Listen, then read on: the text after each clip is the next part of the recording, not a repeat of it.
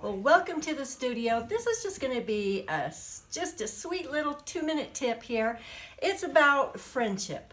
Now you think, oh, what does friendship have to do with glass? Let me tell you.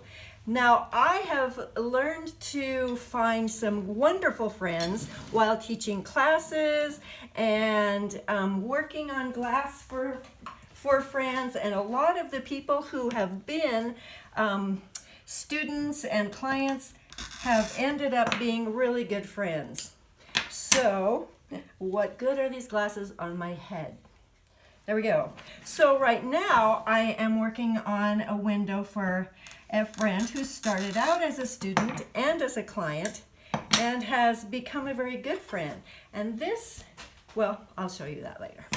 So, but there are lots of ways to share your talent. So if you're a glass maker like I am, I'm going to make things for my friends. For instance, how about a housewarming gift? Would this be so cute for a housewarming gift for a friend?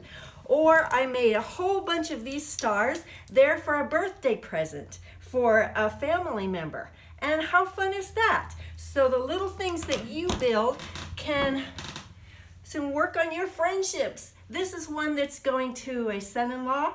You should see his garden, so beautiful. Which just reminds me, if you're a gardener, wouldn't it be great to take a basket of lettuce to a friend? That would be awesome. So, but I think that anything that you do, if you're a poet, you're going to write sonnets for your friends. If you're a painter, you're going to paint them a picture. It's not all about business all the time. So strengthen your friendships by sharing what you know and sharing your talents. And that's what I'm going to do today. So have a wonderful day. It's been Jeannie in the Glass Studio.